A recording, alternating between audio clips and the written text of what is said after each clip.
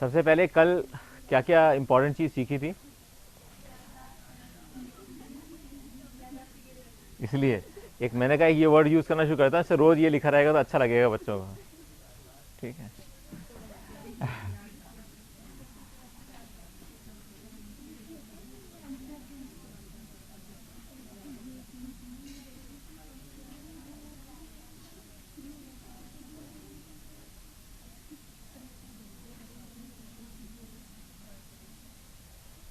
ठीक है।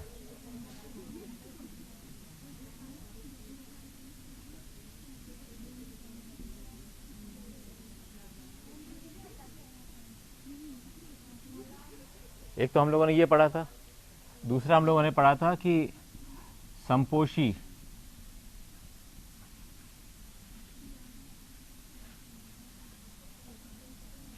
व्यतिकरण मतलब जबकि कॉस फाई बताया था ना, cos phi is equal to 1, जहां पर कि पाथ डिफरेंस कितना आया था, p is equal to n lambda. और तीसरा उसको कहते हैं विनाशी, जो अपन ने -1 से निकाला था उसको कहते हैं विनाशी।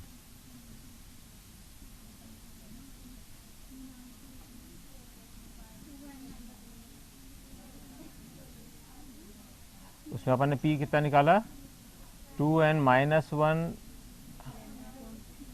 लैम्डा बाई 2, जबकि n इज इक्वल टू, और p is equal to 2n+1, जबकि n इज इक्वल टू 0.2। ये तीन चीज़ हम लोगों ने ये सीखी थी कल हम लोगों ने। ठीक है, अब हमको ये देखना है कि यंग ने उस जमाने में कैसे सोचा कि ऐसी कोई चीज़ हो सकती है कि व्यतिकरण भी हो सकता है। प्रकाश तो हमें दिख भी नहीं रहा कि तरंगों में चल रहा है या किस चल रहा है, लेकिन उसने सोचा कि ऐसा कुछ मैं एक्सपेरिमेंट करके देखता हूँ। वो बैठा था गिरजाघर के अंदर, और गिरजाघर की ऊपर वाली जो खिड़की होती है जहाँ घंटी लगी होती है, वहाँ से रोशनी आ रही थी। वहाँ से जब रोशनी आ रही थी तो बीच में कुर्सियाँ रखी हुई थी। तो उसने देखा कि कुर्सी का जो प्रतिबिंब बन रहा है वो बिल्कुल एकदम क्लियर नहीं बन रहा। उसके आसपास कुछ सफ़ेद धारियाँ, कुछ काली धारियाँ, कुछ सफ़ेद धारियाँ दिख रही हैं। तो उसने कहा कि अगर मैं इस कुर्सी की जगह कुछ और रख के देखता हूँ। तो उसने एक सिंगल पट्टा लिया और पट्टे के बीच में एक छेद किया, छोटा छेद किया। छोटा छेद किया तो फिर देखा उसने कि वो पट्टियाँ तो बंद हो गई बननी, और केवल प्रकाश दिखने लगा यहाँ पर। तो उसने कहा इसका मतलब कुछ और भी करना चाहिए पड़ेगा मेरे को। दोबारा क्यों दिख रही थी, कुर्सियों के बीच में डंडियाँ थी। कुर्सी ऐसी हो ना जिसके बीच में, अब तो ये वाली कुर्सियाँ हो गई, पहले ऐसी होती हैं कि दो ये पास पास, स्कूलों में होती है ना आजकल डंडी, ऐसी होती हैं जैसे पास पास डंडे होते हैं। तो उसने उस कुर्सी का उसने सोचा कि कुर्सी की जगह अगर मैं एक तख्ते के अंदर ऐसी स्लिट बना दूं, 2-3, उसने पहले 4-5 स्लिट बनाई।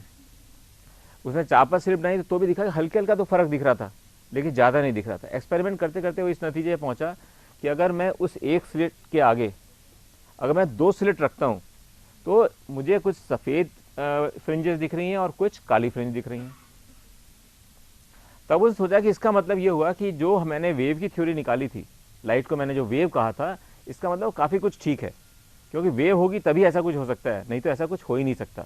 अगर हम केवल किरण मान के चलेंगे तो हमेशा वो सीधे दिशा में चलेगी, और सीधे दिशा में चलेगी तो आप बल्ब लगा रखा है आपने तो उससे कोई फर्क पड़ेगा नहीं, क्यों बल्ब का जब प्रकाश पड़ता है कहीं पर तो वो तो आपको एक सा प्रकाश दिखता है, कभी भी उस पर लाइनें थोड़ी बनी दिखती हैं कभी भी। तो उसके मन में इस प्रश्नों का सबका उत्तर खोजना जरूरी था। उसने जब बहुत साल, करीब करीब 4 साल इस चीज़ का एक्सपेरिमेंट करता रहा, तो उसने पाया कि कुछ इंपॉर्टेंट कंडीशंस हैं जिनके कारण कि हमको फ्रिंजेस दिखेंगी। ठीक है, फ्रिंज को हिंदी में क्या कहते हैं, वैसे किताब में फ्रिंज ही लिख रखा है, एनसीईआरटी बुक में भी फ्रिंज ही लिखा हुआ है इसका। तो उसने कहा कि सबसे पहले ये जानना चाहा कि ऐसा कौन सा स्रोत हो सकता है प्रकाश का जिसके कारण कि हमें दिखे इस तरह की फ्रिंजेस, क्योंकि सूरज का प्रकाश था, अब सूरज का प्रकाश तो यहाँ बन नहीं सकता। और उसको ये भी पता चल गया था कि कोई भी अगर पदार्थ होता है, कोई भी पदार्थ है, ये मान लीजिए ये एक बड़ा सा बल्ब है, अब इसके अंदर जो फिलामेंट लगा हुआ है,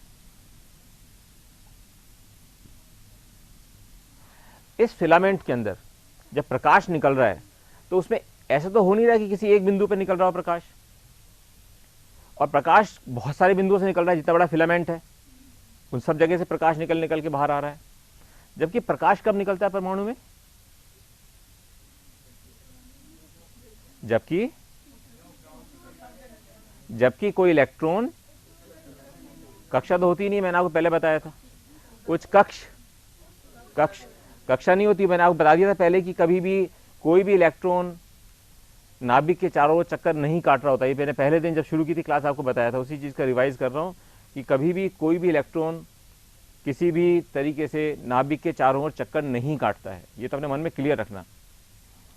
तो उसने देखा कि कभी भी जब हमारे ऊर्जा पैदा होती है यानी प्रकाश होता है, तो ऊंचे घर से यानी कि ऊंचे कमरे से, घर के अंदर सबसे ऊंचा जो कमरा है जिसमें वो रह रहा है, उससे उसको नीचे वाले कमरे में आना पड़ेगा, ड्राइंग रूम में, जहाँ पे लोगों का स्वागत करता है।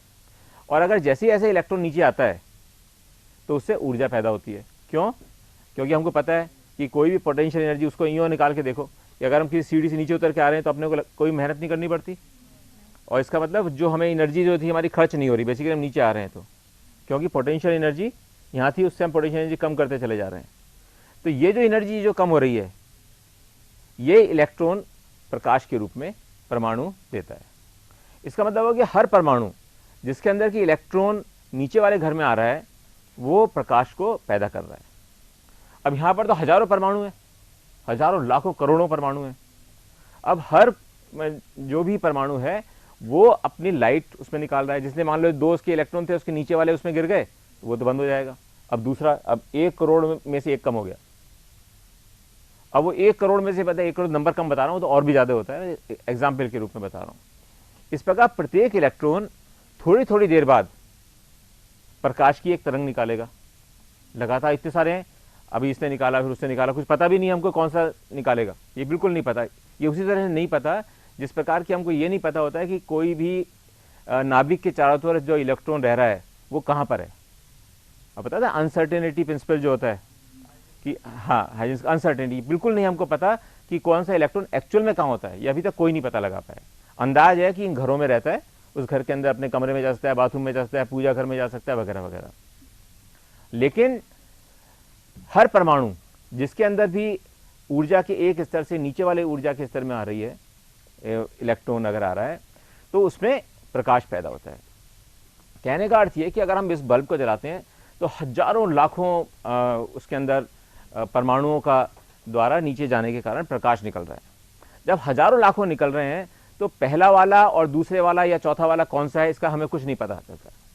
इसका मतलब उनका जो फेज है यानी कि कला संबद्धता है, ये हम कुछ नहीं पता लगा सकते, क्योंकि अभी एक निकला, फिर थोड़ी देर बाद दूसरा निकल गया, तो हमको यही नहीं पता रहेगा इस पूरे सर्किल के अंदर। अगर हम जब एक सर्किल जो हमेशा यूज करते रहते हैं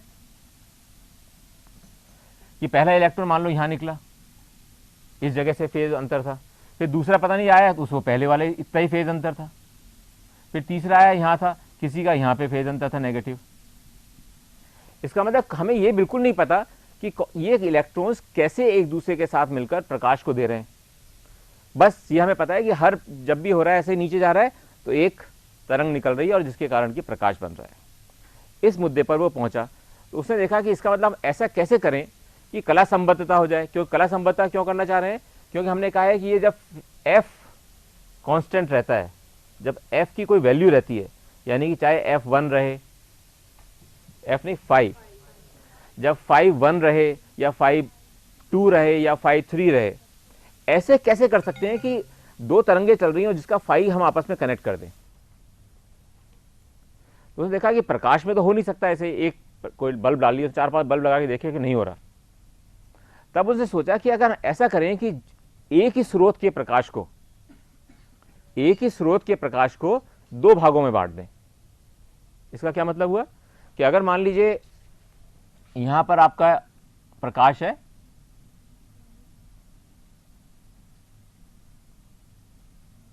राइट, उसने कहा कि अगर हम इसके आगे एक बहुत बड़ा गत्ते का डिब्बा लगाते हैं, तख्ता लगाते हैं, और उसमें से हम एक इसको इसमें से गुजारें किरण तरंग, और एक इसमें से तरंग गुजारें, तो अब दोनों के बीच में, क्योंकि इसी से पैदा हो रहा है, एक ही स्रोत से पैदा हो रहा है, यानी अब जो दो तरंगे यहां पे पहुंच रही हैं उनके बीच में फाई को वो संबद्ध किया जा सकता है, क्योंकि असंख्य थे, उनको तो हम कर नहीं सकते। इसलिए उसने क्या किया कि एक ही स्रोत का लिया, इस स्रोत से जो निकल रही हैं, यानी कि छोटा सा कोई स्रोत। अब इस छोटे हुए स्रोत की जगह उसने कहा यार ये लाइट से तो प्रॉब्लम आ रही है वापस, क्योंकि फिर वही बहुत सारे, कुछ तो कम करने की कोशिश की लेकिन फिर बहुत सारे निकलने लगे, परमाणु तो निकल ही रहे हैं हमेशा। तो उसने कहा इस परमाणु को भी हम कैसे कम कर सकते हैं। तो उसने यहां पर एक सिगरेट लगाई और यहां मोमबत्ती को जलाया। अब क्या हुआ कि यहां पर जो भी तरंग पहुंची है, यहां तरंग पहुंचने पे क्या हो रहा है, इसको देखें जरा, इसको बड़ा करके देखते हैं। यहां पे तरंग पहुंची, अब इस पॉइंट पर भी तरंग बनेगी, इस पॉइंट पे भी तरंग बनेगी, यहां पर पॉइंट है इस पे भी तरंग बनेगी छोटी वाली, फिर छोटी वाली से बनेगी और ये तरंगाग्र बन जाएगा। ये अपन सीख ही चुके हैं। तब इसने देखा कि ये बहुत अच्छी बात है कि यहां से अगर हम एक ही प्रकाश के इसको लें तो हम दोनों की संबद्धता फेज की कर सकते हैं, और इसको कहते हैं कला संबद्धता, कला संबद्ध स्रोत। कला संबद्ध स्रोत का क्या मतलब हुआ कि दोनों में या तो कला का अंतर बिल्कुल नहीं है, या तो कला का अंतर बिल्कुल जीरो है, और अगर है, मान लीजिए वो फाई है या फाई 1, फाई 2, फाई 3, फाई 4 कुछ भी है, लेकिन वो हमेशा इन दोनों के बीच में, इन दोनों तरंगों के बीच में वो समान रहता है, अंतर चेंज नहीं होता। यानी कि फाई की वैल्यू हम 1 लें या फाई की वैल्यू 2 लें या फाई की वैल्यू 3 लें, यानी कॉस फाई की कॉस इस तरह की लेते चले जाएं, तो इसका मतलब हुआ कि वो दोनों हमेशा संबंध चलेंगे, संबद्ध। और वो अगर संबद्ध चलेंगे तो ही हमारे को कुछ दिख रहा है फ्रिंजेस के रूप में दीवार पर। उसने इस बात को निकाला, और जब फाइनल रूप में जो उसका एक्सपेरिमेंट आया वो क्या था,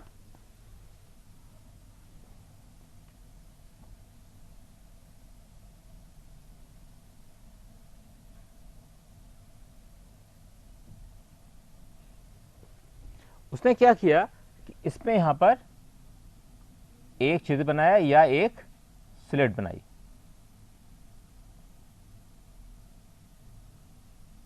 ठीक है, एक स्लिट बनाई जिसमें से कि वो, उसने कहा मैं इसके अंदर से प्रकाश को गुजारूंगा।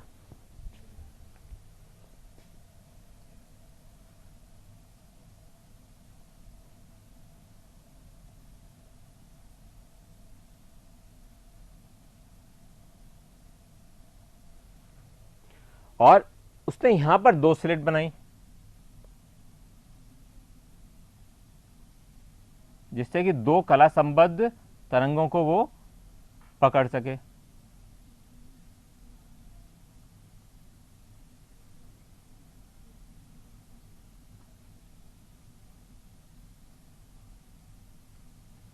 ठीक है, इसका मतलब प्रकाश यहां से निकला और ये यहां पहुंचा, यानी कि इस तरह से खड़े हुए हैं यूं, और यहां पे इधर लाइट है, इधर से एक यहां बना दी स्लिट, यहां पे 2 स्लिट और यहां पे पर्दा। इस पर्दे पे उसने क्या किया कि पर्दे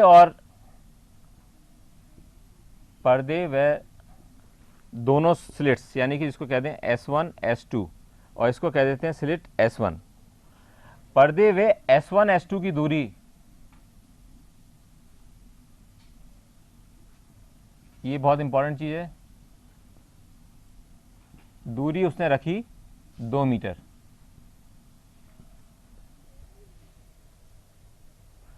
S1 की चौड़ाई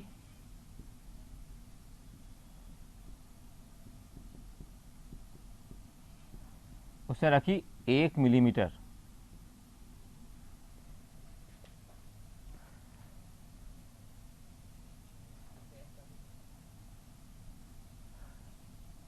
S1 व S2 की चौड़ाई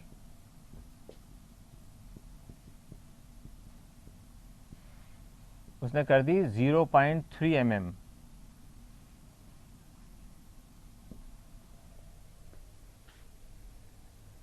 और इस A से और B की दूरी, A से B की दूरी रखी उसने ये सब चीज़ें निकालने में उसको 4 साल लगे थे, ध्यान रखना। ए से बी की दूरी 10 सेंटीमीटर,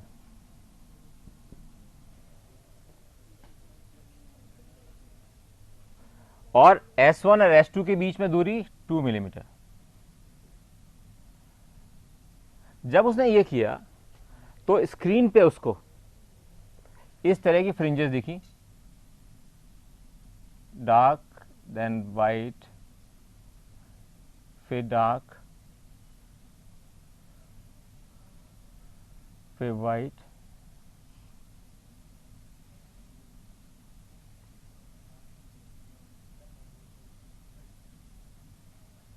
इस तरह से उसको यहां पर फ्रिंजेस दिखी।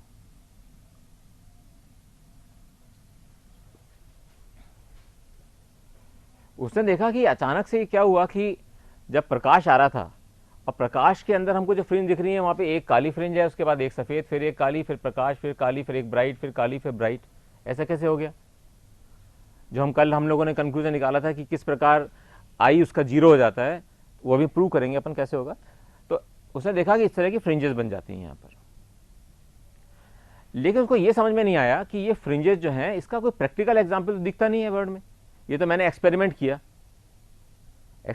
किया तो मुझे लग रहा है ये फ्रिंजेस दिख गई, लेकिन ऐसा कौन सा फिनोमिना हो रहा है यहाँ पर पृथ्वी पर जिसको हम ये कह सकें कि इसके अंदर फ्रिंज बन रही हैं?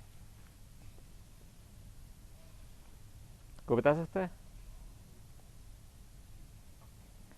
जरूरी नहीं काली सफेद की बताओ, आप रंग बिरंगी फ्रिंजेस की बात भी कर सकते हो। मैं आपको छोटा सा उदाहरण देता हूँ। हाँ बताओ बेटा। नहीं, ब्लेड वाला बेटा वो डिफ्रैक्शन होता है बेटा। सबसे सीधा सा और सरल उदाहरण जो कि आप लोगों को हमेशा समझ में आसानी से आ सकता है, जब हम साबुन हाथ में धो रहे होते हैं और उसका बबूला बन जाता है ना, तो वो रंग बिरंगा दिखता है, ऊपर से हल्का दिखता है ना, जो अपन घर के अंदर साबुन से कर रहे होते हैं। या हमने कभी सर्फ घोला, सर्फ घोलते घोलते ऊपर वाले बबूले रह जाते हैं, वो हल्के हल्के हमको रंगीन दिखते हैं रंगीन दिखते हैं। तो उन का कारण ये है कि वो व्यतिकरण हो रहा है। अभी क्यों इनको कनेक्ट कैसे करेंगे, ये अभी अपन करके देखते हैं कैसे करें। है बेटा? कौन सा? सीडी भी हो सकती है। सीडी होती है रंग दिखती है ना अपने को, जब अपन सीडी को, उसमें क्या हो रहा है, सीडी में जो तरंगे निकल रही हैं आपस में, तो उसका मतलब ये हुआ कि कहीं ना कहीं सफेद बन रहा है और उसका रंग बन रही है।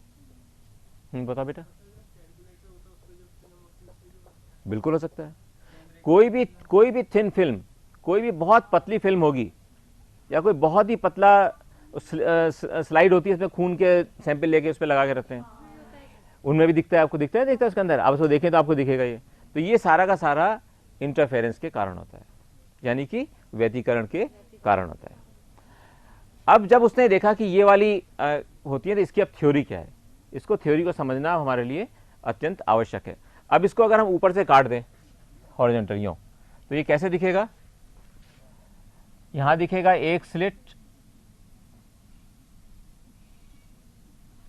ठीक है, उसकी थोड़ी दूर पे हमको दिखेंगी 2 स्लिट,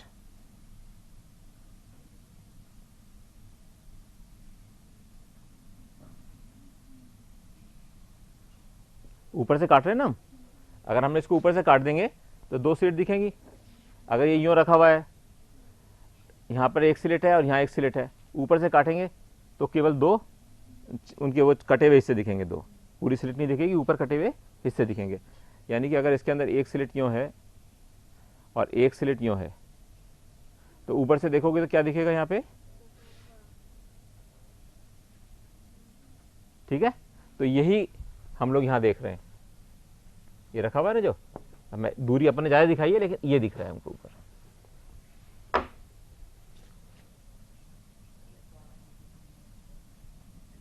और तीसरा हमारा पर्दा,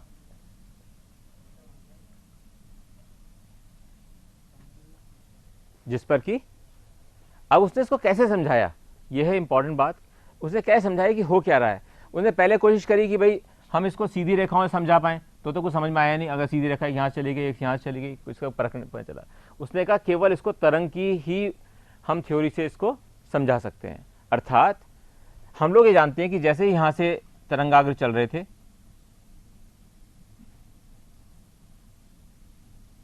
जब ये यहाँ पहुंचेंगे इस जगह, तो यहाँ पे भी प्रत्येक बिंदु छोटी सी तरंग बनाएगा गोल, ये तो हम सीख चुके हैं बार बार। तो यहाँ पर उसने बनाया,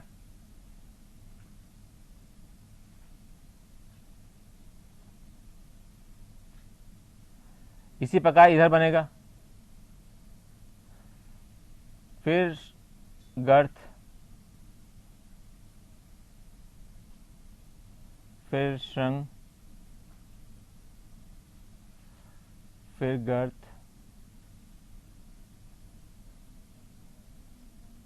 इसी प्रकार इसका केवल अपन श्रृंग और गर्त बनाते जा रहे हैं। कुछ भी 3-4 बना लो, इससे समझ में आ जाएगी क्या हो रहा है।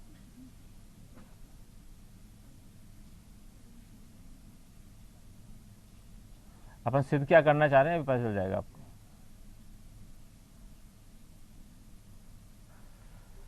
इस तरह से एक श्रृंग और ग्रथ बनते जा रहे हैं। उसने कहा कि इस तरह से हो रहा है और ये आगे बढ़ते बढ़ते जा रहे हैं। अब ये बताओ, कोई बच्चा, अपने 2 दिन से अपन बात कर रहे हैं जिस चीज़ की, कि यहाँ पर किस स्थिति में हमको प्रकाश दिखेगा और किस स्थिति में अंधेरा दिखेगा। याद करो, अपन ने जब ये बेसिक चीज़ तो सीख ही रखी है कि दो, अगर मान लीजिए एक ऐसी तरंग है, एक ऐसी तरंग है, एक ऐसी तरंग है, तो बहुत ब्राइट होकर दूसरी दिखेगी, ये सीख चुके हैं ना अपन। और मान लीजिए दोनों अलग अलग हो तो वो जीरो हो जाएगी। इसका मतलब जहां 2 श्रृंग मिल रहे हैं, यहां देखो 2 श्रृंग मिल रहे हैं, तो वहां पर प्रकाश है। यानी कि जहां 2 श्रृंग कट रहे हैं, ये बिंदु एक, दोनों श्रृंग कट रहे हैं, यहां दोनों श्रृंग कट रहे हैं, यहां दोनों श्रृंग कट रहे हैं, दिख रहा है आपको, ये दोनों श्रृंग हैं। तो इसका मतलब जहां श्रृंग कट के अगर सीधी रेखा खींची जाएगी तो वहां पर क्या दिखेंगे, प्रकाश दिखेगा। यानी एक तो लाइन ये दिख रही है सीधी, एक दूसरी अगर हम यहां से देखना शुरू करें तो ये दिखेगी, ठीक है। इसी प्रकार इसको अगर हम देखें, श्रृंग और गर्त कहां मिल रहे हैं, यहां पे मिल रहे हैं, श्रृंग और गर्त। अपनी कॉपी में ध्यान से देखो कैसे बन रहे हैं ये।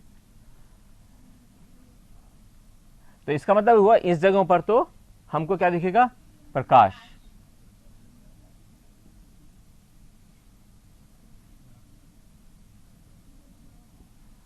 और जहां एक श्रृंग और एक गर्त मिल रहा है तो वहां पर क्या होगा, अंधेरा। इसका मतलब जहां जहां श्रृंग और गर्त मिल रहे हैं वो अंधेरा है। श्रृंग और गर्त, श्रृंग और गर्त, श्रृंग और गर्त,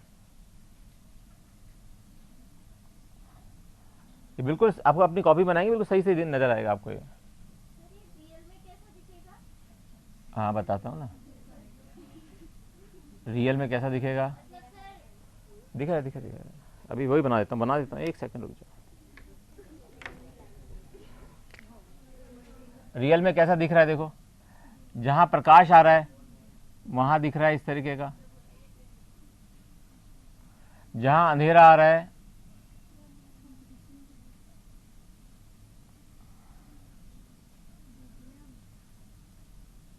फिर उसके बाद प्रकाश आ रहा है और फिर अंधेरा।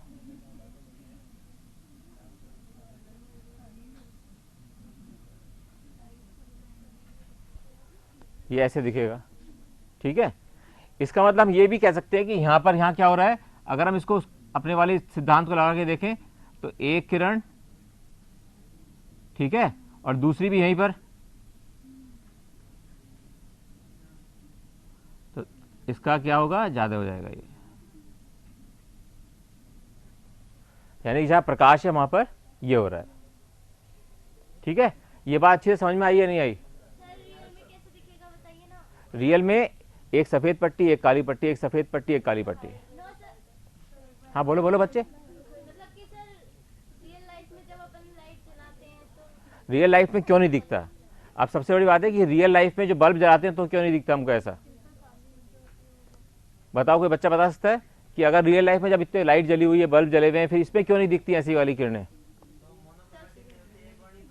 एक वर्णीय प्रकाश होना चाहिए, प्रकाश का एक वर्णीय होना आवश्यक है, और साथ ही साथ उन कला संबद्धता होनी आवश्यक है। यानी क्या हमारी दो आवश्यक हो गई, एक तो हो गया कला संबद्धता,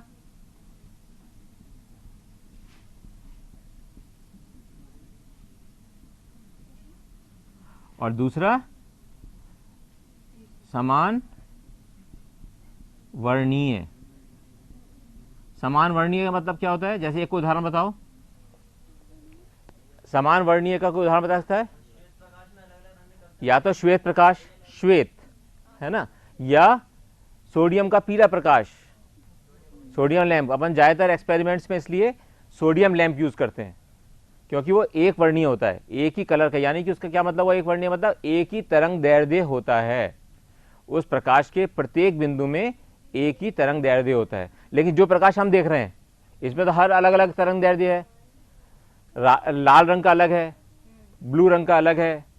पता है ना अपने को कि वॉयलेट का सबसे कम होता है और आर का सबसे ज्यादा होता है, इसलिए हम उसको उसके अंदर नहीं दिख रहा। इसलिए जब ये इतने सारे हो जाते हैं तब आपको वो प्रकाश नहीं दिखेगा, अलग अलग इस प्रकार की फ्रिंजेस नहीं दिखेंगी। ये फ्रिंजेस जब दिख सकती हैं जबकि कला संबद्ध हो और समान वर्णीय हो, क्योंकि जैसे समान वर्णीय नहीं होंगी तो इसका मतलब ये हो जाएगा कि हमारा अलग अलग अलग खूब सारे रंग की निकल रही होंगी, तो कहीं पे जब सब गिरेंगी जाके यहाँ पर तो यही प्रकाश जो यहाँ दिख रहा है वो वहां पे दिखने लग जाएगा। सर फिर वो सर लाइट आती है जिसमें खूब सारे कलर जलते रहते हैं, फिर उसमें क्या होता है सर? हाँ, अब जैसे अपन वो दिखाते हैं कि जो अब डिस्को डांसर, वो जो डिस्को डांस वाले आते हैं ना करने, हाँ वही दिखाते हैं ना। अब उसके अंदर अलग अलग लाइट निकल रही है, ठीक है, तो वह तो वैसे भी कला संबद्ध नहीं हो सकती क्योंकि वो लाइट उनको हम रोक रोक के निकाल रहे हैं, उसको घुमा रहे हैं, उनकी कला संबद्धता तो हम अपने आप ही खत्म कर रहे हैं। इसलिए वो लाइट जब वहां जाके पड़ रही है, प्रकाश की पड़ रही है, तो लाल रंग की लाल रंग दिख रही है। अब लाल रंग की लाइट लाल रंग की क्यों दिखती है? लाल रंग की लाइट लाल रंग की क्यों दिखती है?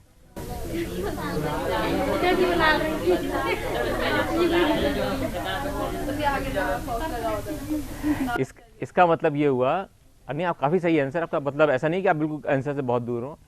इसका मतलब ये हुआ कि जो प्रकाश का जो अलग अलग भाग हैं 7, उन 7 भागों को हमने उस बल्ब के द्वारा उस पर्टिकुलर जो रंग है, कोई भी चाहे लाल है चाहे नीला है चाहे वहां पे हमने ये कर दिया कि उस तरंग दैर्ध्य की किरणें उसमें तरंगें उसमें से ज्यादा निकल रही हैं।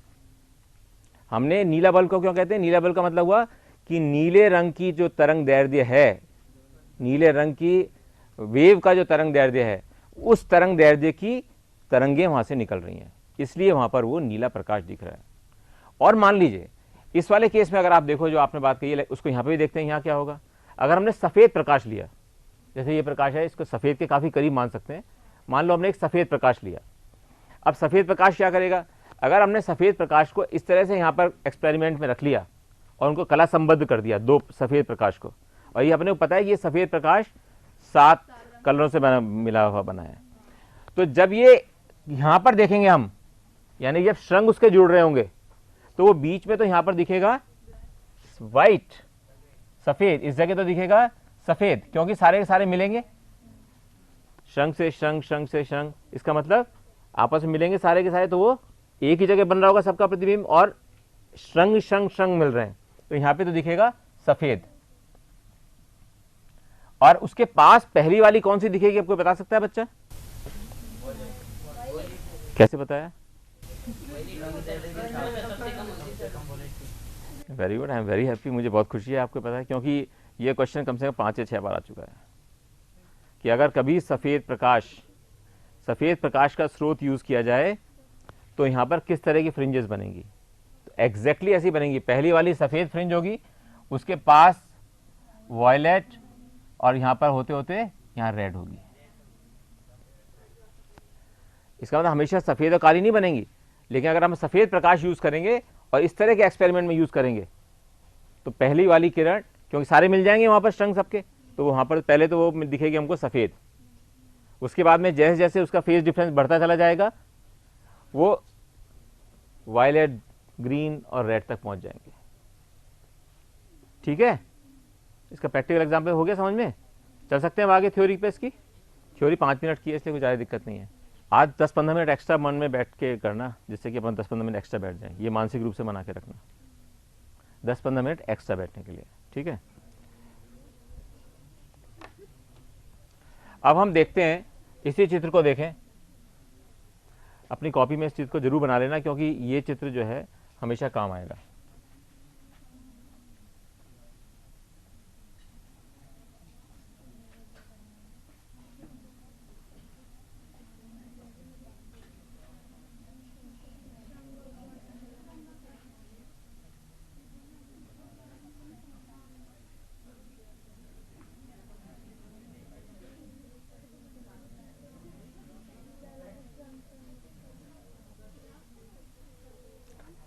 हमने इसी को बना रहे हैं, लेकिन अब इसको हम समझने के लिए बना रहे हैं कि ये कैसे सफ़ेद प्रकाश की अलग अलग रंग की दिखने लग गई और नॉर्मल प्रकाश की कैसे एक काली और एक सफ़ेद दिखेगी। अब इस चीज़ को हम समझना चाहते हैं। ये बहुत इजीली आप उसी कल जो हमने फार्मूला सीखा है उसी से आप आराम से कर सकते हैं इसको। मान लीजिए हमने ये स्रोत की यहाँ पर वो है और इनकी आपस में दूरी है d, ये हो गया d/2 और ये भी हो गया d/2। इन दोनों के बीच की दूरी है मान लीजिए d, कैपिटल D।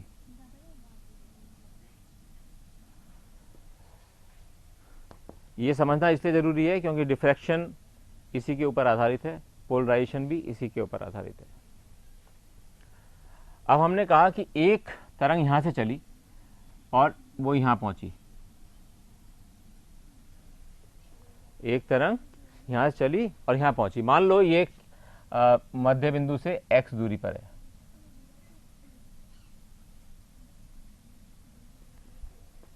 ठीक है।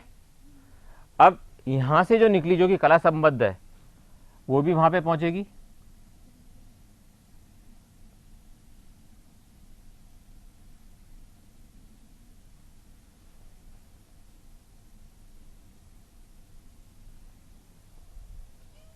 ठीक है। अब हम ये पता लगाना चाहते हैं कि कितनी दूर पर तो अंधेरी वाली डार्क फ्रिंज दिखेगी और कितनी दूरी पर ब्राइट फ्रिंज दिखेगी, चमकदार फ्रिंज दिखेगी। ये हमको पता लगाना है। इसके लिए एक सीधा सा सिद्धांत होता है, बहुत सिंपल। अगेन ये आपको पूरा चैप्टर किताब में नहीं है, ये ध्यान रखना इस तरीके से। इसलिए बार बार मैं आपको कह रहा हूँ कि किताब को नहीं पढ़ के आप केवल नोट्स पढ़ना है इसके, उससे किताब से जरूर कंफ्यूज हो जाओगे और फिर बहुत दिक्कत आएगी।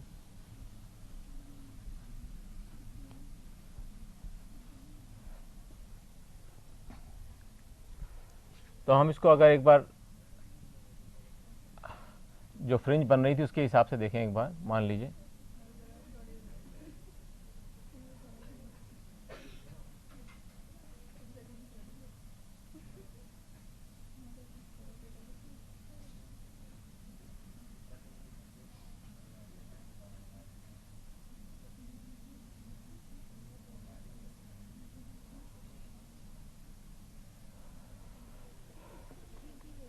ये आपको इस तरह की फ्रिंजेस की इंटेंसिटी है, ये फ्रिंजेस नहीं है, ये फ्रिंजेस की तीव्रता है।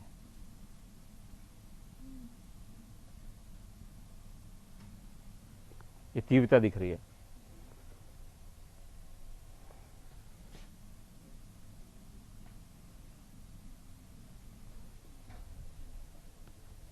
ठीक है। अब इसमें महत्वपूर्ण चीज ये है, सबसे जो हमको सीखना है इसके अंदर, कि हमको हमेशा पथ अंतर निकालना है। किसी भी ऐसे क्वेश्चन में हमको पथ अंतर निकालना है। और एक चीज़ और याद रखो, क्योंकि 2 बार क्वेश्चन आया है वो, कभी हो सकता है अटक जाए, लेकिन आपको पता होना चाहिए उसका आंसर। क्योंकि हम लोग जनरली क्या देखते हैं, यहाँ पे हमने फ्रिंज देखा, सीधी सीधी सीधी सीधी। एग्जाम में ये क्वेश्चन आया कि इन फ्रिंजेस की शेप क्या होती है असली में। असली में इसकी शेप जो होती है उसका प्रूफ अभी नहीं बता रहा हूँ, क्योंकि प्रूफ बहुत लंबा है और इस क्लास के लिए नहीं है। बीएससी एमएससी में उसका प्रूफ सिखाया जाता है। लेकिन अपने को याद होना चाहिए कि ये फ्रिंज की शेप की क्या होती है, सीधी रेखाएं होती हैं या कुछ और होता है। तो इसको एक बार जस्ट देख लो यहाँ पर, केवल याद रखने के लिए कि एग्जाम में अगर कुछ ऐसा क्वेश्चन कभी पूछ ले कोई, क्योंकि काफ़ी बार ये क्वेश्चन पूछ लिया गया है, तो अपने को ये ध्यान रखना है कि ये जो फ्रिंजेस होती हैं ये बीच के वाले हिस्से में तो सीधी होती हैं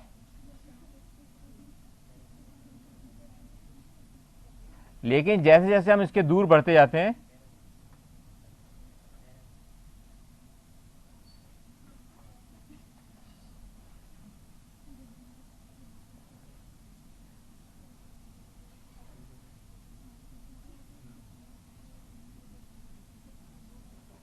तो मध्य के पोर्शन में तो हमेशा सीधी होंगी और ये हाइपरबोला पढ़ा है आप लोगों ने।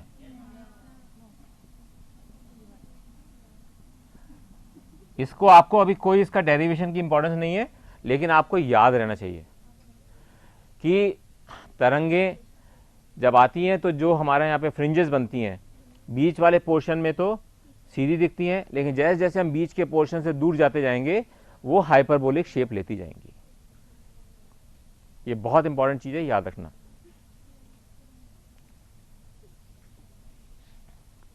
तो दिक्कत बेटा, अब हमको निकालना है पथ अंतर, क्योंकि हमने देखा कि अगर संपोषी व्यतिकरण होगा, संपोषी व्यतिकरण का मतलब होगा ब्राइट, और विनाशी व्यतिकरण का मतलब डार्क। ब्राइट मीन्स चमकदार, और विनाशी व्यतिकरण का मतलब अंधेरा। और हम कल निकाल चुके थे कि अंधेरा पे बिल्कुल उसकी इंटेंसिटी जीरो होती है, तीव्रता जीरो होती है, कल हमने निकाल के देखा था। और जो संपोषी है उसके अंदर 4i, याद है अपने 4 निकाला, 4 गुना होती है, 4 गुना होती है। तो ये दो चीजें हमको पता है। अब देखो कितना इसको सरल है। यहां पर हम पथ अंतर निकालना चाहते हैं। मान लीजिए ये a है, ये b है, ये c, ये इसको d मान, इसको d नहीं मानते, x मान लेते हैं, x मान लें, y मान लें, और इसको o मान लें। ठीक है। अब आप ये देखो कि इन दोनों, ये जो यहां ध्यान से देख लो बेटा इसको लिखने की जगह, कि यहां से जो एक तरंग निकली और एक यहां से तरंग निकली, इन दोनों में पथ अंतर क्या होगा? पथ अंतर का मतलब किस तरंग द्वारा कितनी दूरी तय की जा रही है। पथ अंतर का मतलब होता है, पथ का मतलब होता है कि उस तरंग ने कितनी दूरी नापी वहां तक पहुंचने के लिए। इस वाली तरंग ने जो यहां से चली थी उसको इतनी दूरी नापनी पड़ी यहां पहुंचने के लिए, जबकि इस वाली तरंग को इतनी दूरी नापनी पड़ी, है ना। तो इसका मतलब हमारे पास पथ अंतर क्या होगा यहां पर?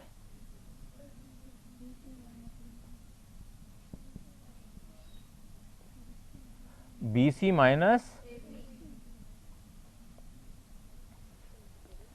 कितनी सीधी बात है। अब हमें पता चल जाए कि अगर ये BC और AC का क्या मान है, तो इसको अगर हम n लैम्डा के बराबर रखेंगे तो वहां पर तो ब्राइट दिखेगी, और अगर 2n+1 और 2n-1 की जगह दिखेंगे तो वहां पे वो डार्क दिखेगी। इतना सिंपल इसका याद करने का तरीका है।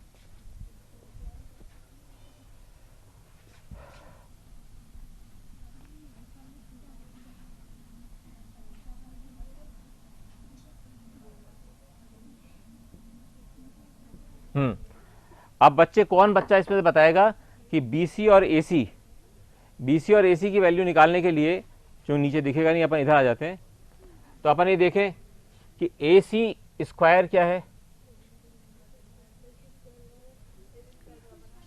AC स्क्वायर ये है, ये वाला त्रिभुज अगर देखें, यानी कि XC square plus AX square. ठीक है। XC को क्या लिख सकते हैं? X माइनस D/2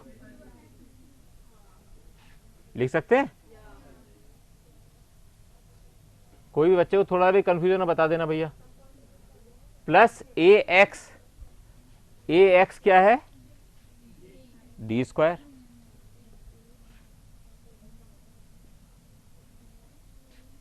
ठीक है। और हम देखें उसको BC स्क्वायर। अब BC स्क्वायर क्या है?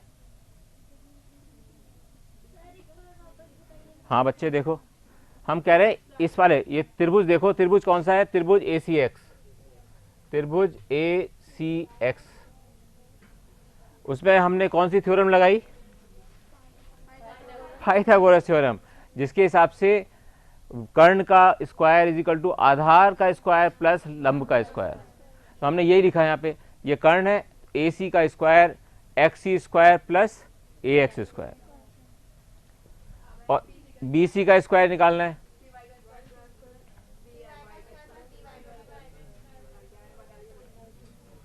तो क्या हुआ,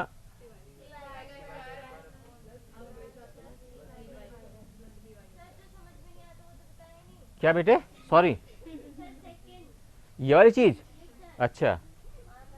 अब देखो ये d/2 है, ये d/2 है, ये दूरी, और अपने को निकालनी है ये दूरी। तो यहाँ पे देखो जरा, सी एक्स को कैसे लिख सकते हो, सी एक्स इज इक्वल टू, ये अगर मान लीजिए वाई, ये मान लो कुछ भी इसका दे देते हैं, एन दे देते हैं इस पॉइंट को, ठीक है।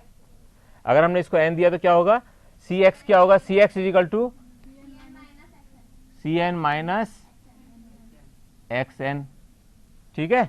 यानी कि सी एन में से, इस वाले में से ये घटा दो, ठीक है बेटा। तो ये दूरी कितनी है, x,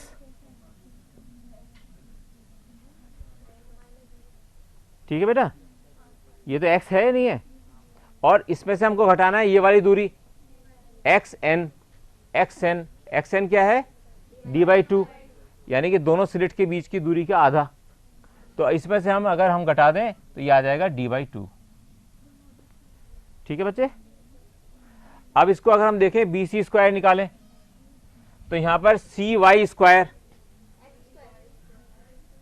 CY square plus BY square. अब CY स्क्वायर क्या हुआ, x प्लस d/2 का स्क्वायर, बहुत सिंपल है ये, x प्लस d/2 का स्क्वायर प्लस BY स्क्वायर, ये BY स्क्वायर क्या हुआ, d स्क्वायर।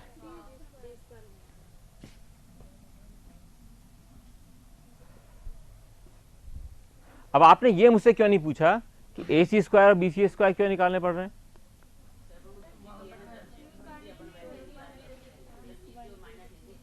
अपने को BC माइनस AC चाहिए। तो हमें ये पता है कि BC माइनस AC को अगर हम देखें दूसरे रूप में, अगर यहाँ पे देखें BC square minus AC square क्या होता है, यानी कि BC प्लस AC और BC माइनस AC। और हमें पता है कि पथ अंतर क्या होता है, BC माइनस AC। तो हमें अगर ये पता चल जाए और ये पता चल जाए तो हमारा काम चल जाएगा, ठीक है। इसलिए हम इसको स्क्वायर कर रहे हैं। अब देखो जरा, BC स्क्वायर माइनस क्या होगा, आप इसको बताओ जरा, BC square minus AC square क्या होगा,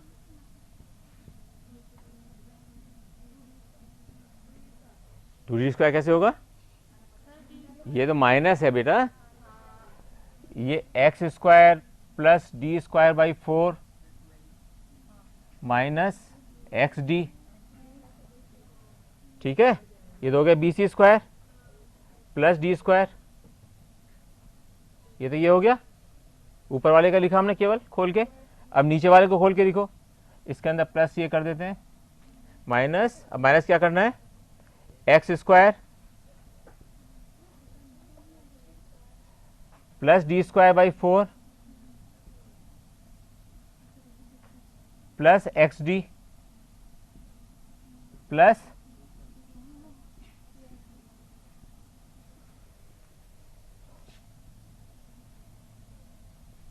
ठीक है।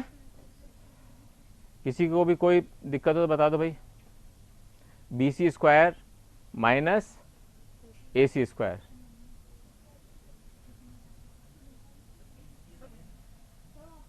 यहाँ कर देते हैं, एक ही बात है इसका, तो मतलब इस पर ऐसा करो इसको करो, एक ही बात हो गई, क्योंकि वो माइनस आ जाएगा ना, फिर माइनस आएगा प्लस कर देंगे, ठीक है। कोई अब बताओ, कोई की दिक्कत हो, किसी को गलत दिख रहा हो, कुछ भी गलती। अब इन दोनों घटा दिया तो क्या आएगा, तो ये तो इससे कट जाएगा, ये इससे कट जाएगा, ये इससे कट जाएगा, तो ये क्या आएगा माइनस 2xd। तो यानी जैसे बच्चे ने बोला, अगर हम इसको लिखना चाहें BC square minus AC square क्या होगा, इसलिए BC square minus AC square is equal to 2xd, ठीक है बच्चे, ओके। यहां तक तो कोई दिक्कत नहीं आई जी, बिल्कुल सिंपल, बहुत ही सिंपल तरीके से अपन ने किया है।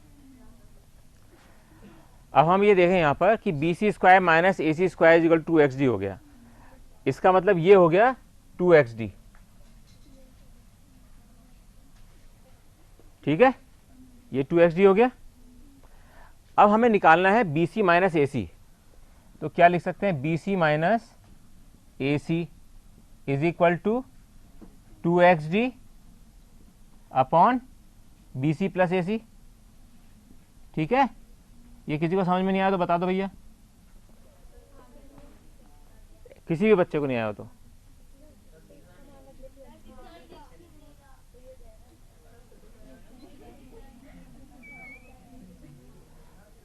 अपन ने लिखा कि BC square minus AC square is equal to 2xd। ठीक है, तो हम इसको लिख सकते हैं BC plus AC into BC minus AC। और हमें निकालना क्या है, BC माइनस AC।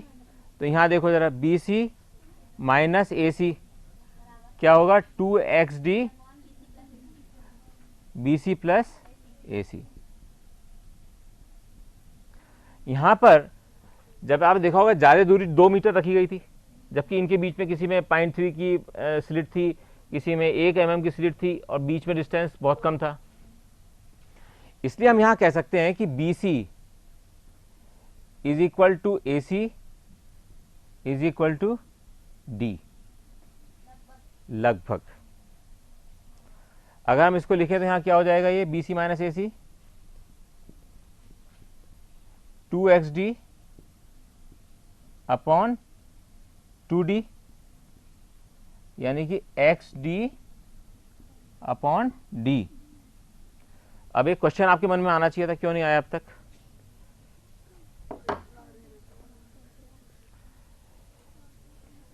क्या क्वेश्चन मन में आना चाहिए था आपके समय?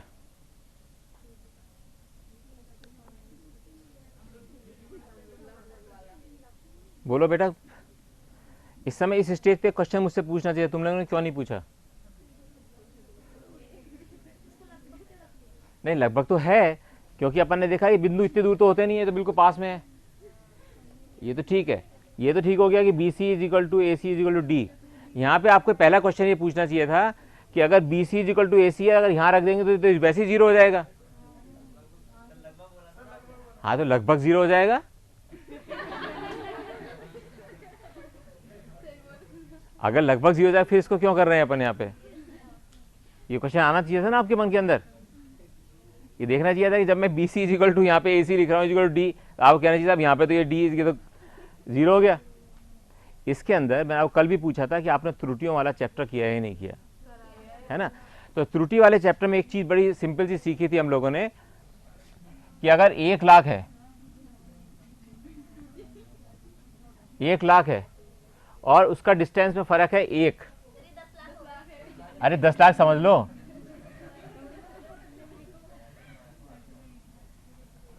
ठीक है। अगर हम इसमें से इसको घटाएंगे तो क्या आएगा, 1, यानी बहुत कम राशि आएगी, बहुत ही कम। माइनस करेंगे तो 1, लेकिन अगर जोड़ेंगे तो 20 लाख।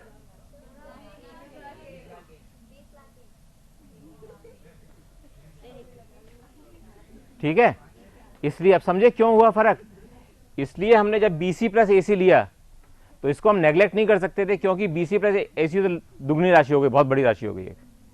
जबकि हमने दोनों को घटाया अगर, क्योंकि अप्रोक्सीमेटली बराबर हैं, तो हमारे पास एक वैल्यू आई, यानी कि जो हमारा पथांतर आया वो कम है बहुत। पथांतर बड़ा होते ही तो फिर इस तरह की रोशनी दिखेगी, तो हमको वो फ्रिंजेस दिखेंगी नहीं, इसका मतलब पथांतर कम है। ये इसके लिए बहुत इंपॉर्टेंट चीज है। अब हमको ये पता चल गया कि पथांतर हमारा निकल गया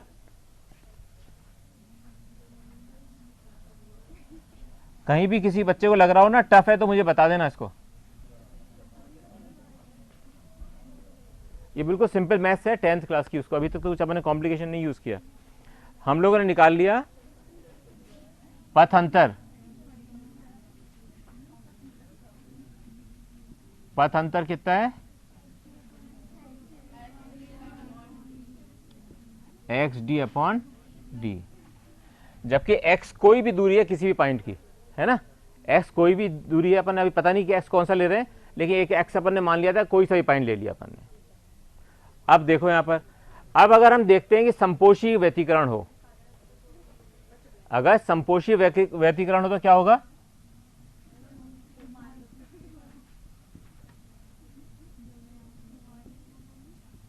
अगर समपोषी व्यतिकरण हो तो क्या होगा, पथ अंतर किसके बराबर होना चाहिए, एक्स डी बाई डी। कितना सिंपल है, एक्स डी बाई डी किसके बराबर होना चाहिए, जहां पर कि n इज इक्वल टू 0 1 है। सरल चीज है। अगर हमने उसको जब याद रखा तो हमें केवल यहाँ पे पथांतर निकाला है हमने, पथांतर भी क्या निकाला, इस लंबाई और इस लंबाई का डिफरेंस निकाल दिया। अब हमने देखा संपोषी व्यतिकरण कहाँ होगा, जहां पर कि ये होगा, यानी कि अगर x की वैल्यू निकालें तो क्या होगा, x is equal to n lambda,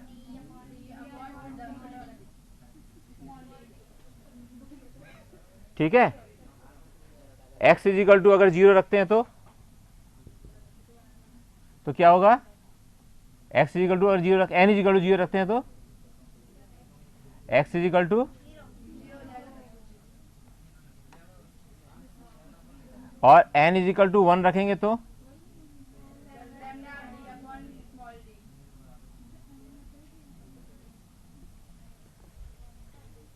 इसका मतलब क्या हुआ, जब हमने n इज इक्वल टू 0 रखा, यानी कि सबसे पहली बार जो संपोषी व्यतिकरण दिखेगा जबकि x इज इक्वल टू 0 होगा। हमको पहली बार संपोषी व्यतिकरण कब दिखेगा, जबकि x इज इक्वल टू 0 होगा, यानी कि इस जगह x इज इक्वल टू 0 यहां पर है, इस पॉइंट पर, तो यहां पे हमको संपोषी दिखना चाहिए।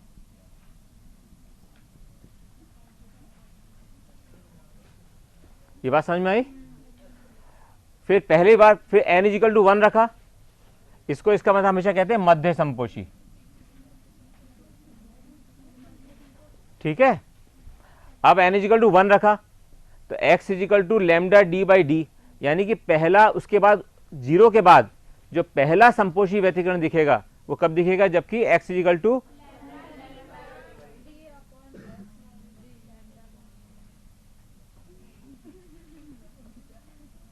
ये देख लो जरा ध्यान से।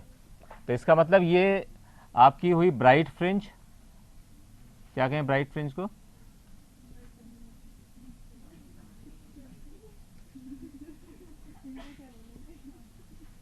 चमकीली, ठीक है। तो जो जहां जहां संपोषी व्यतिकरण हो रहा है वहां पर हमको चमकीली फ्रिंज दिखेगी।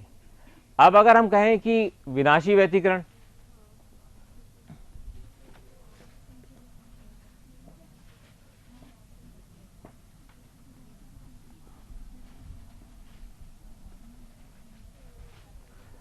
अब विनाशी देखिए, उसमें विनाशी में क्या होगा, अब ये आपकी इंटेलिजेंस का एग्जाम है। हमने कहा पथ अंतर है एक्स डी बाई डी। अब ये बताओ 2n प्लस 1 लेना चाहिए या 2n माइनस 1 लेना चाहिए, माइनस क्यों, क्योंकि 0 पे तो हमने निकाल ही लिया है यहाँ पे। अब हमको पहले नंबर का निकालनी है, दूसरी 0 पे तो निकाल लिया, अब 1 का निकालना चाहते हैं। तो अगर हमने यहाँ पे लिया is equal to 2n minus 1 lambda by, जबकि n क्या है,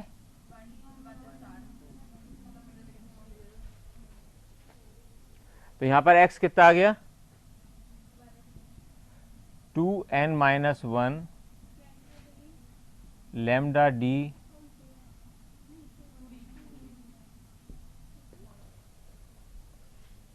यानी इस बिंदु पर क्या दिखेगा,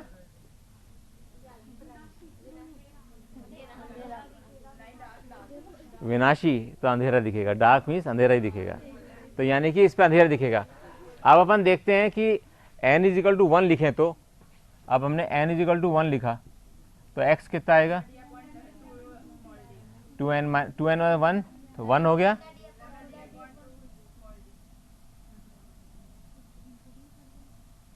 और n इज इक्वल टू 2 लिखा तो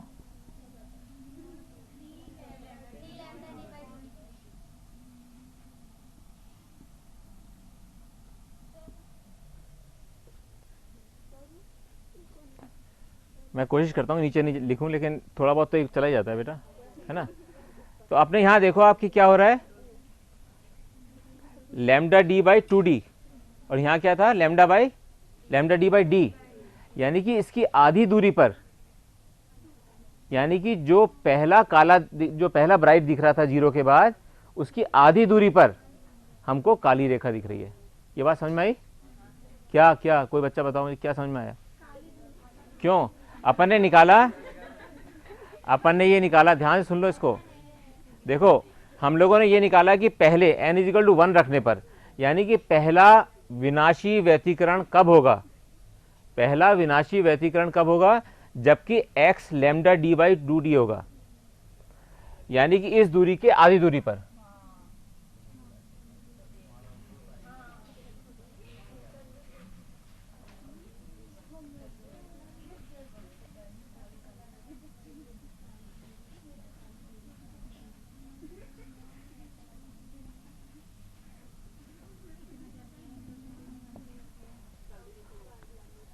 तुम देखा मैथमेटिकली कितना सरल चीज है ये। किसी बच्चे को तुम्हें बेटा समझ में आया? नहीं, ऐसे नहीं, यूं मत करो, मुझे बताओ हाँ या ना, यो या यो। अच्छा, कौन सा ऐसा बच्चा इसको समझ में नहीं आया? कि पूरा चैप्टर इसी पे निर्धारित है सारा। अब आप देख रहे होंगे जो हम लोगों ने शुरू में किया था ना वेव्स का, वही करते थे, मैक्सिमम कब होगा, मिनिमम कब होगा, वही यूज हो रहा है सारी जगह, पूरी जगह यही यूज होता रहेगा अगले 6 चैप्टर्स में। इसलिए आप इसको जितना हर स्टेप पे समझते रहो तो आपके बाकी 6 चैप्टर्स में बहुत आपको सरलता रहेगी। तो यहां अपन ने क्या किया, बस सिंपल ये देख रहे हैं।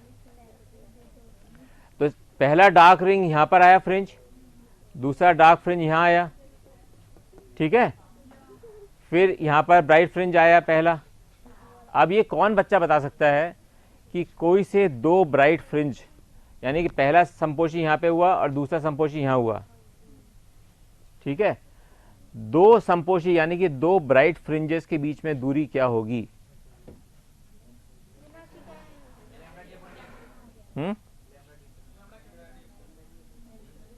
कैसे निकाल रहे हो?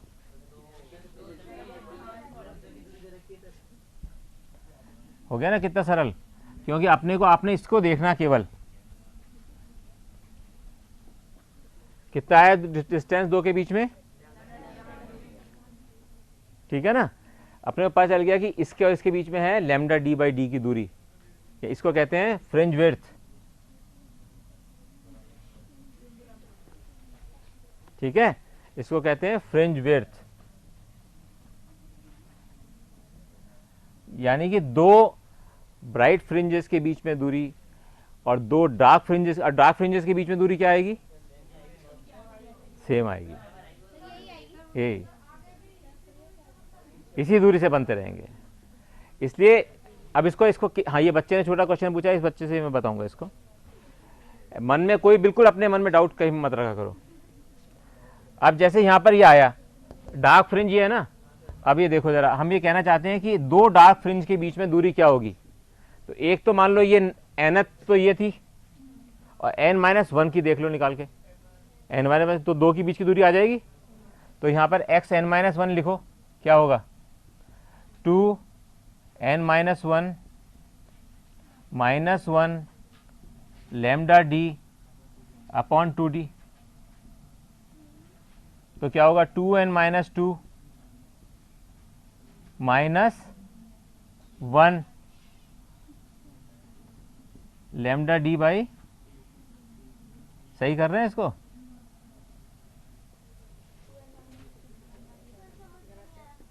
इसलिए मैं समझाने की जरूरत नहीं है, आपको सिंपल ये याद रखना है। सुनो, यहां पे आप तो केवल यहां पे याद रखो, इसको देखो बस, कि कॉम्प्लिकेशन मत जाओ। आप 2n और माइनस करके देखोगे वो भी निकल जाएगा सही आंसर। लेकिन अपने को क्या ध्यान रखना है, सिंपल ये याद रखना है कि अपन ने देखा कि पहला विनाशी तो बना d/2 पर, है ना, लैम्डा d/2d पे बना, और पहला बना प्रकाश जहां पे कि ब्राइट था वो लैम्डा d/d पे बना। अपने को ये पता होना चाहिए कि 2, इसका निकालने का तरीका क्या है, 2 डार्क फ्रिंजेस के बीच में, जो डार्क फ्रिंजेस के बीच में दूरी होगी वो किसके बराबर होगी? वो किसके बराबर कहलाएगी? वो देगी, किसकी चौड़ाई देगी? यानी क्या देगी वो? चमकीली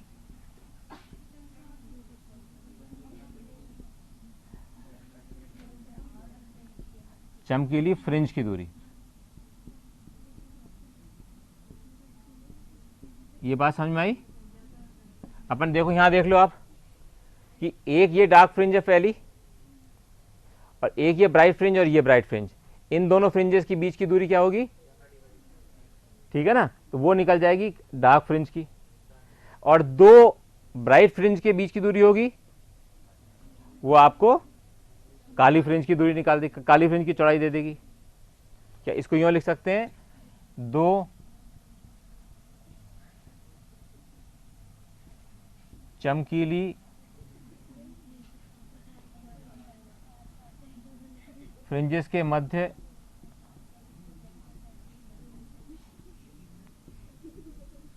दूरी इज इक्वल टू डार्क, क्या है बेटा मुझे बताओ?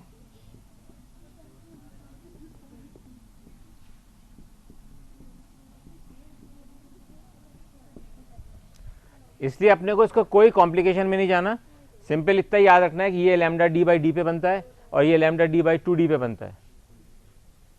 ठीक है, तो अगर हम कहें यहां पे नीचे भी तो ये इसी पे बनेगा, सेम ये भी दूरी सेम होगी, यानी कि lambda D by two D.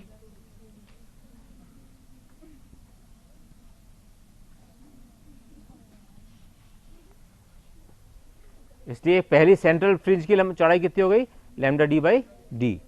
इसको कहते हैं हमेशा फ्रिंज की विड्थ, चाहे डार्क हो चाहे ब्राइट फ्रिंज, उसकी विड्थ यही रहेगी।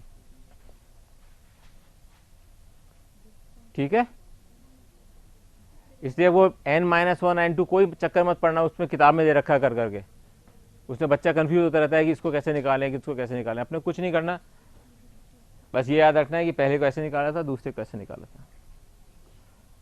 अब एक क्वेश्चन इस पे उठता है जिसके लिए कि अपने को करना ही पड़ेगा कि मान लीजिए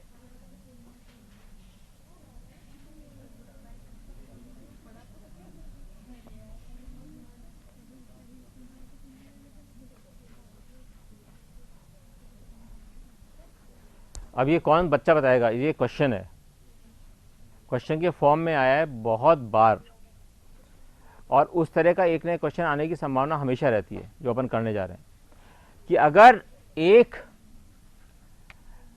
जो तरंग आ रही है उसके बीच में हमने एक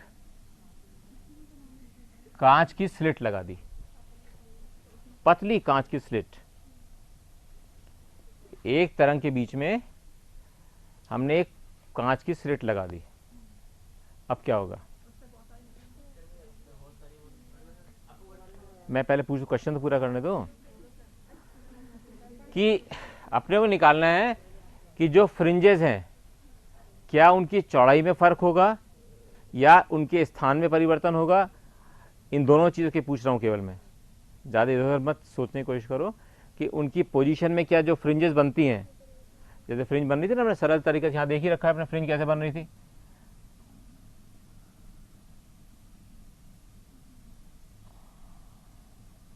ये फ्रिंजेस बन रहे हैं, तो ये क्या इन फ्रिंजेस की चौड़ाई में फर्क आएगा या ये फ्रिंज जो सरक जाएंगी इधर उधर, क्या होगा? ये निकालना है अपने को। अपने को पता है कि फ्रिंज के लिए सबसे इंपॉर्टेंट बात क्या है कि संपोषी व्यतिकरण में और विनाशी प्रतिकरण में पथ अंतर, यही महत्वपूर्ण होता है। अपने को निकालना है कि क्या इसके कारण पथ अंतर होगा, है ना। मैं आपको हिंट दे रहा हूं क्वेश्चन का। अपने को ये निकालना है कि क्या इस फिल्म के कारण यहाँ पर कांच की छोटी पतली स्लाइड लगा दी, क्या उसके कारण पथ का अंतर होगा। मैं आपको एक हिंट और दे देता हूं इसके लिए कि कोई भी अगर हमने चौड़ा देखें इसको करके एक बार, हम लोगों ने सीखा हुआ है कि ये आया यहां पर, इसकी वेलोसिटी इतनी रही और ये जब तक यहां पहुंचा तो यहां आया, और ये नया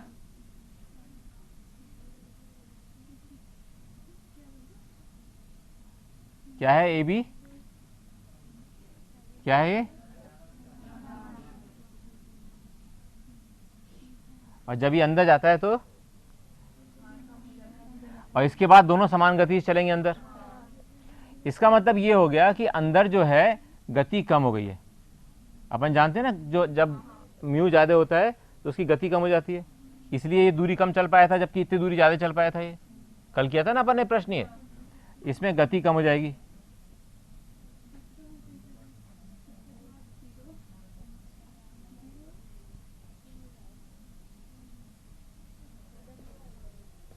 इसका मतलब जब वो अंदर चलेगी, इसके अब ये तरंगा अगर अंदर चलेगा,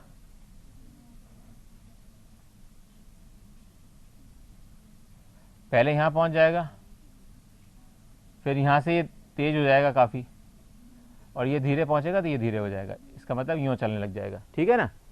अब आप ये बताओ मेरे को कि अगर हमने ये वाली जो इतनी चौड़ी दिख रही थी, अब इसको यहाँ लगा दिया हमने पतली बना के, बहुत पतली बना के, तो इसके कारण क्या पथ के अंदर फर्क पड़ेगा?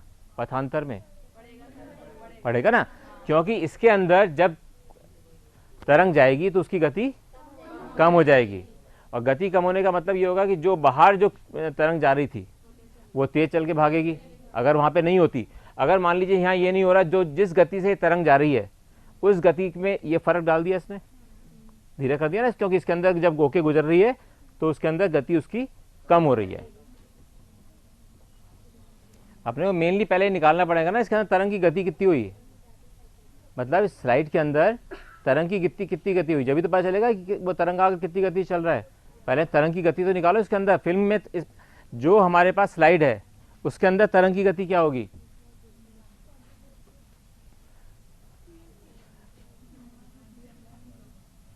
क्या होनी चाहिए?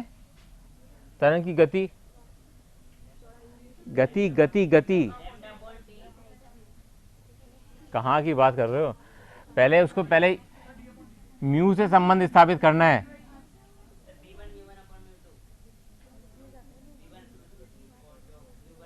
हाँ हाँ ठीक है बिल्कुल, काफ़ी करीब हो। इसको μ21 को म्यू भी लिख लो यहाँ पे, जिससे आपको इजी रहे लिखने में। अब मैंने आपको इतनी सारी हिंट दे दिया।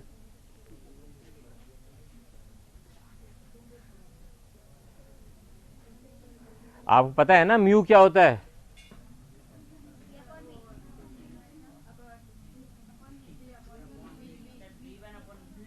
तो वेलोसिटी क्या होगी? एक में बेटा,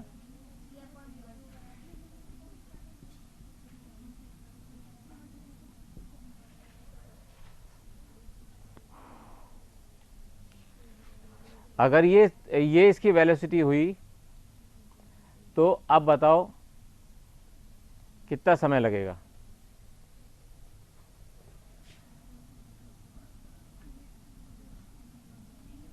समय कितना होगा ये तो पता है आपको। वेलोसिटी समय क्या होता है अपन जानते हैं ना, गति होती है दूरी अपन समय, तो समय क्या होगा? दूरी अपन गति। दूरी क्या है यहाँ पे? टी, और गति क्या है? c upon mu. तो क्या लिख सकते हैं इसको? Mu T. कोई दिक्कत बताओ बच्चे, कोई किसी बच्चे को इस बात की कहीं? अब हम तो कह रहे हैं तो कांच अगर हो गया तो ये स्थिति होगी, और मान लो कांच नहीं होता तब क्या होता? अगर कांच नहीं होता तो इतने ही समय में t1 समय में अगर कांच नहीं होता, यहाँ पे कांच की स्लाइड नहीं होती, उतने ही समय में कितनी दूरी पार करती है? जैसे मैंने निकाला ना यहाँ पर दूरी, अपन दूरी निकालेंगे तो फिर अपने अंतर निकल जाएगा, दोनों का अंतर। अपन ने क्या कर रहे हैं कि कांच की जब स्लाइड लगी हुई है, जब कांच की स्लाइड लगी हुई है तो उसके अंदर क्या उसकी गति रही है अपन ने निकाल दिया, और ये समय निकाल दिया। अब इस समय में अगर कांच नहीं होता तो इतने ही समय में वो तरंग कितनी दूरी पार करती? इसी समय में कितनी पार करती हो? इसी समय में तरंग यदि स्लाइड नहीं होती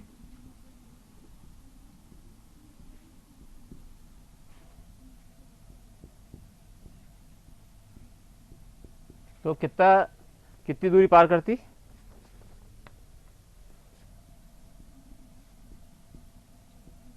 बेटा ये कम से कम 25 बार क्वेश्चन आया आज तक। हाँ, यानी कि एक आध बार नहीं आया है, केवल एक आध बार नहीं आया है। समय यह तरंग यदि स्लाइड नहीं होती तो कितनी दूरी चलती?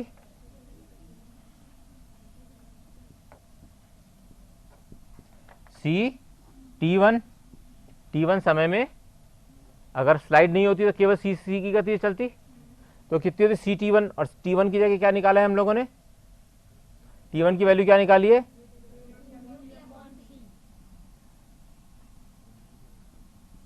अपॉन सी। ठीक है, तो अपन ये सिद्धांत अपने को याद रखना, इतना करने की जरूरत नहीं है। ठीक है, ये तो आपको बताने के लिए कि ऐसा क्यों आता है, लेकिन हमें सिद्धांत क्या रखना है कि यदि किसी भी प्रकार की कोई फिल्म या स्लाइड या कोई माध्यम आ जाता है, अगर कोई माध्यम आ जाता है तो उसके अंदर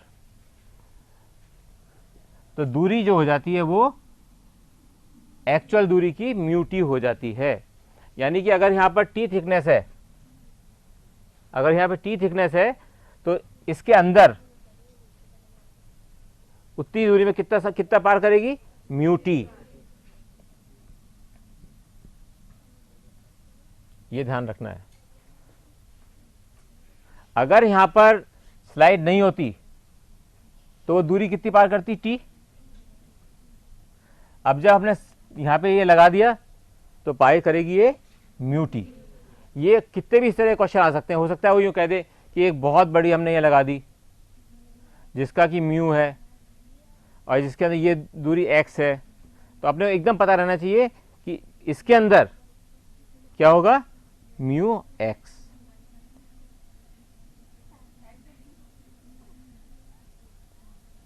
ये सिद्धांत बिल्कुल कंठस्थ कर लो और अपनी कॉपी में लिख लेना इसको ब्रैकेट में करके, कि अगर कोई भी लंबाई जो निर्वात में होती है या हवा में होती है उसको अगर हम किसी फिल्म में लेंगे तो उसको म्यू से गुणा कर देंगे। उसकी यानी कि किसी भी फिल्म की अथवा किसी भी प्लेट की जो चौड़ाई है उससे अगर हम म्यू को गुणा कर दें तो वो क्या निकलेगा?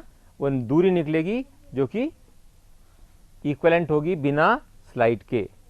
यानी जो बिना स्लाइड के दूरी है, अगर हम उसको स्लाइड की दूरी के अंदर निकालते हैं तो म्यू इंटू वो वाली जितनी भी दूरी है उसको गुणा कर देंगे। यानी कि अगर x है तो हमारे अगर कोई भी क्वेश्चन अगर इस तरीके का आता है तो अगर x दे रखा है तो फटाक से अपने को लिख देना चाहिए कि इसके अंदर क्या होगा? Mu x. टी है, जो भी है, किसी भी तरह का क्वेश्चन आए उसके अंदर हमेशा म्यू एक्स रखना चाहिए, म्यू टी म्यू एक्स जो भी है। तो ये चीज़ अगर हमको पता चल जाती है तो ये सारा कुछ करने की जरूरत नहीं रहेगी, आपको केवल एग्जाम में ये याद रहना चाहिए। तो उसने कितनी दूरी चली अतिरिक्त? अतिरिक्त दूरी कितनी हुई? ये बताया ना आप लोगों ने, म्यू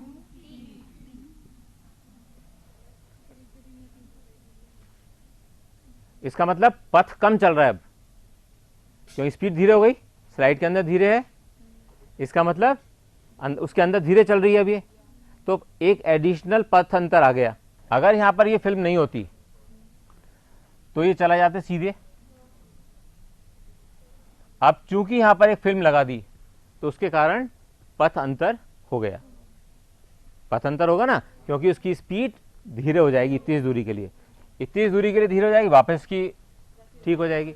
लेकिन जो धीरे हुई है, जितनी दूरी के लिए वो धीरे हुई है, उसके कारण एक पथ अंतर आएगा।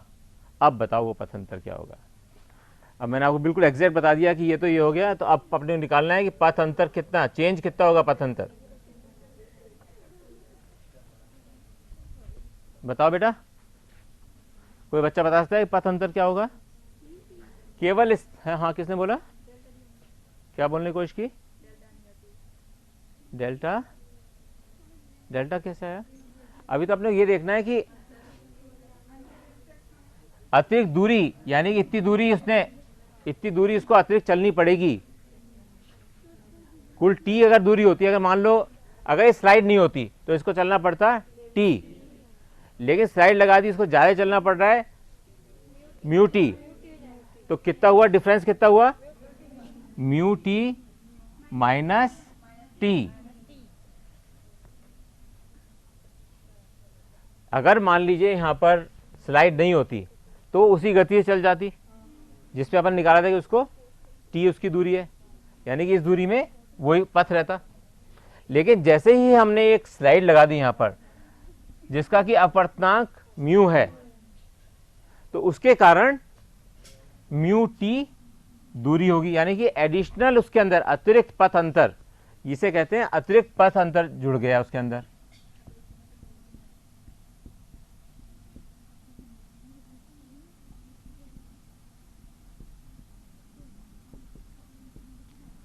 अब ये भी चीज हमेशा आप याद रख सकते हो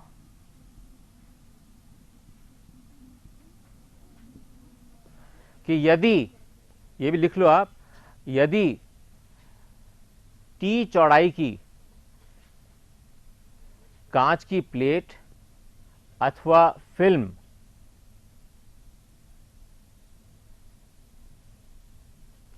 किसी एक तरंग के मध्य रख दी जाती है तो उसके कारण म्यू माइनस 1 ब्रैकेट में इंटू टी अतिरिक्त पथ अंतर बन जाता है, रख दी जाती है तो उसके कारण अतिरिक्त पथ अंतर बन जाता है। ठीक है, अब बड़ा सिंपल सा क्वेश्चन आपने पास, ये भी याद रखना क्योंकि डेरिवेशन करने की कोई जरूरत नहीं है एग्जाम में इन सब चीज़ों की। आपने पता रहना चाहिए कि म्यू माइनस 1 इंटू टी, बस ये पथांतर, अतिरिक्त पथांतर ऐसी किसी भी कंडीशन में मोटी हो, अगर मान लीजिए कोई स्लाइड या कोई मोटा ब्लॉक दे रखा हो या कोई पतली फिल्म दे रखी हो या साबुन की फिल्म दे रखी हो बहुत ही बारीक, उन सब में यही फॉर्मूला लगेगा। तो अपने को याद रखना चाहिए, उसको तो सिद्धांत के रूप में समझाया आपको कि किस प्रकार उसकी चौड़ाई और उसके फर्क पड़ता है, लेकिन हमको ये पता रहना चाहिए कि अतिरिक्त पथ अंतर म्यू माइनस 1 इंटू टी हो जाता है। ठीक है, अब ये बता दो कि अपने को फ्रिंज की स्थिति में अपन ने क्या निकाला था, x इजिकल टू क्या निकाला था, x इजिकल टू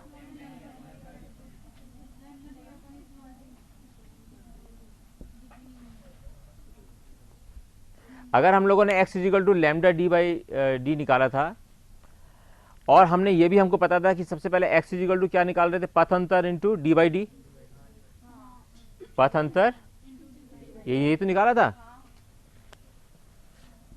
यानी कि डी बाई डी इंटू पथ अंतर।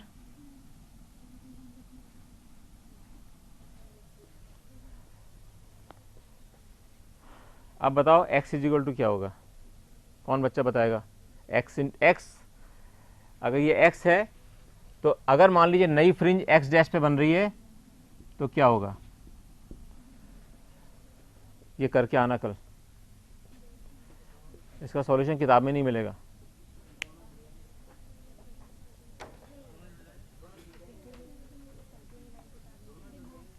नहीं तो क्या अंतर होगा, क्या आप सोचते हो कि उसके अंदर फ्रिंज की चौड़ाई में परिवर्तन आएगा या x में परिवर्तन आएगा, हाँ सोच के बताओ कि x में अंतर आना चाहिए फ्रिंज की चौड़ाई में। फ्रिंज की चौड़ाई तो ये होती है, तो इसमें क्या यहाँ तो कुछ परिवर्तन हो ही नहीं रहा,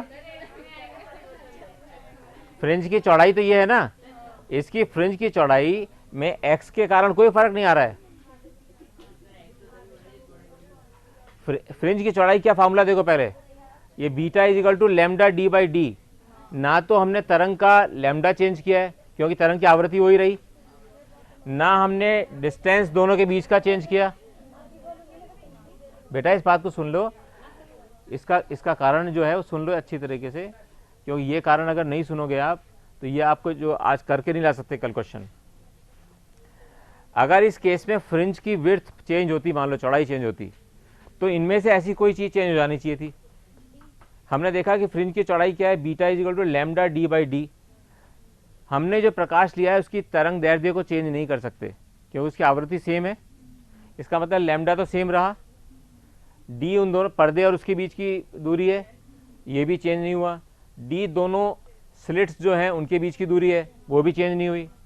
इसका मतलब इसकी किसी भी हालत में फ्रिंज की चौड़ाई चेंज नहीं होगी। अब क्या चेंज होगा? एक्स मतलब कि किस जगह संपोषी व्यतिकरण होगा और किस जगह विनाशी प्रतिकरण, केवल इसमें परिवर्तन हो सकता है। अब मैं आपको कल के लिए हिंट दे देता हूं जो आप आंसर निकाल के लाओगे। हिंट ये है कि जिस भी तरफ फिल्म लगेगी, जिस भी तरफ ये फिल्म लगाई जाएगी बीम के इधर या इधर, उसी तरफ पूरा का पूरा फ्रिंज का जो डायग्राम है सरक जाएगा। ये हिंट दे रहा हूं आपको कि अगर मान लीजिए फ्रिंज आपकी यूं बनी हुई है,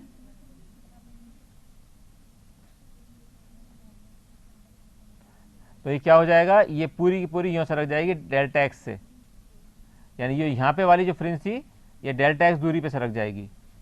यहाँ दूसरी बनेगी, इस जगह से बननी शुरू होगी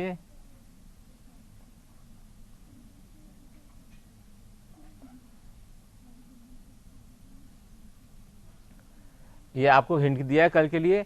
और अगर ये वाली स्लाइड अगर हम लगाते हैं इसके अंदर, तो ये इधर सरक जाएगी।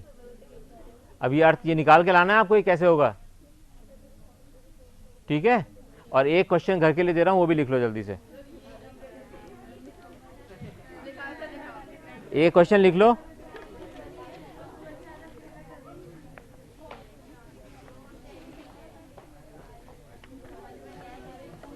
देखो ये क्वेश्चन करोगे ना, ये 2-3 इसके 7-8 क्वेश्चन करेंगे अपन, जिससे कि अपने को बिल्कुल क्लियर हो जाइए। 7-8 क्वेश्चन करोगे तो अपने आप समझ में आएगा, क्योंकि इसको मेहनत करनी पड़ेगी इसको समझने में। लिखो एक क्वेश्चन। यंग के प्रयोग में डी दूरी पर रखे हुए, डी बड़ा वाला डी दूरी पर रखे हुए पर्दे पर फ्रिंज बनाई जाती हैं।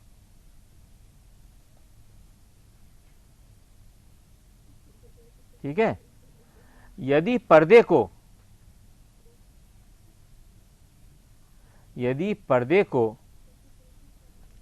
5 × 10⁻⁻²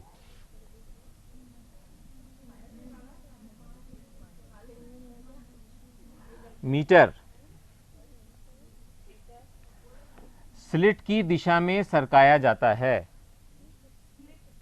ये है ना स्लिट्स, ये दोनों, ये एक स्लिट ये थी, एक स्लिट ये है, एक स्लिट ये है। इन दोनों स्लिट की तरफ इसको 5 × 10⁻² मीटर सरकाया जाता है। यानी कि हम इसको सरका के यहां पर ले आए, ठीक है, इसको हम सरका कर यहां पर ले आए। तो फ्रिंजों की चौड़ाई में, यानी कि बीटा में, तो फ्रिंजों की चौड़ाई में 3 × 10⁻⁵ मीटर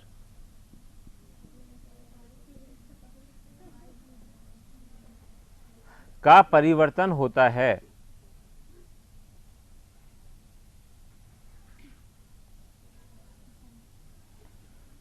यदि स्मॉल डी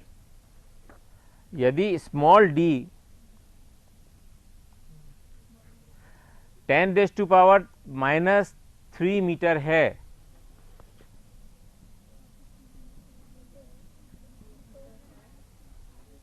तो प्रकाश का तरंग दैर्ध्य क्या होगा?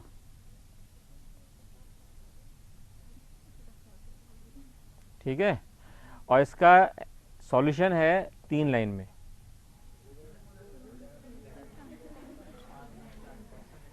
आंसर बता देता हूं, इसको कौन बच्चा इसको सही सच बताना है कितना है। मैं कुछ अभी आंसर जो बता रहा हूं उसके 3 बता रहा हूं ऑप्शन दे रहा हूं ना 3, उसमें हो सकता है कि चौथा उसका ऑप्शन ये होगी, इनमें से कोई नहीं। हाँ, पहला है 4000 आर्मस्ट्रॉन्ग। जानते हो आर्मस्ट्रॉन्ग क्या होता है? 10⁻⁻, yes, 4000 Armstrong, then 60 Armstrong, next 400 Armstrong,